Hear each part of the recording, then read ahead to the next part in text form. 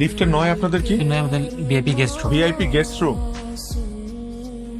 তোমার সাথে আমার কথা আছে। আমারও তোমার সাথে কথা আছে, কিন্তু এখন না, সকালে।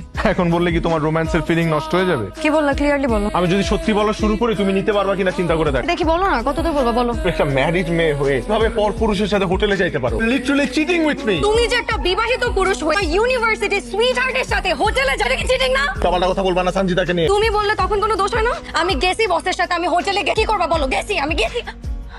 চর মারলে তুমি আমাকে, দ্যাটস ইট। অনেক সহ্য করছি, আজকে তুমি এক্সেস করে ফেলছো। তোমার মতন মানুষের সাথে আমি সংসার করতে পারবো। I want a divorce. কালকের মধ্যে তোমার থেকে ডিভোর্স চাই।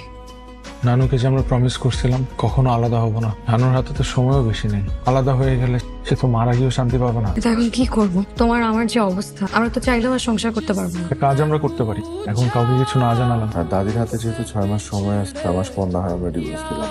এক ছাদের নিচেই থাকি, দুজন আলাদা বেডরুমে শুবো। যখন সময় হবে তখন সবাইকে অফিসিয়ালি জানাবো। ঠিক আছে, আরেকটা কথা, আমাদের নিজেদের পার্সোনাল ম্যাটার নিয়ে আমরা কেউ ইন্টারফেয়ার করবো না। Mood off. অনুভব কেন থাকবে? তুমি আমার অফিসে বেস্ট এমপ্লয়, তোমার প্রতি আমার একটা প্রেফারেন্স আছে, ইউ নো রাইট? জি স্যার, আমি জানি। হাজবেন্ড, ফ্যামিলি ইস্যু, আপনি কিভাবে জানলেন? বুঝি। এরকম হাজবেন্ড ওয়াইফের মধ্যে ঝামেলা হবে, ঝগড়া হবে, জাস্ট ইগনোর ইট। আমাদের আর কিছু ঠিক হবে না, আমরা অলরেডি সেপারেশনের ডিসিশন নিয়ে নিয়েছি। সেপারেশন?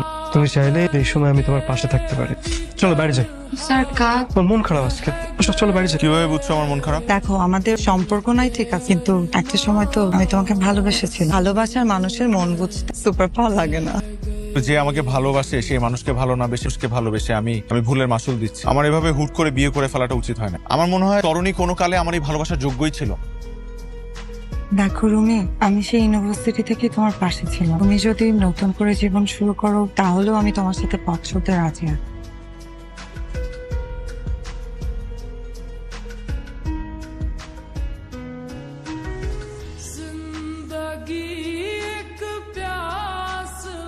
আর আজকে থেকে আপনি না তুমি, আমাকে তোমার কেমন লাগে? Sir you are nice. আমি কি তোমার হাজবেন্ডের থেকে বেটার? স্যার রুমির থেকে বেটার কিনা জানি না। আপনি ওয়েল ম্যানার্ড, আপনার একাডেমিক কোয়ালিফিকেশন ও রুমির থেকে ভালো। তুমি কি তোমার নতুন জীবনটা আমার সাথে শুরু করবে? আই লাভ ইউ তরুণী। তুমি যদি হ্যাঁ বলো না, এটা আমার জীবনের সবচেয়ে সুন্দরতম মুহূর্ত হবে। আমাকে একটু ভাবার সময় দাও। আমি অপেক্ষা করবো।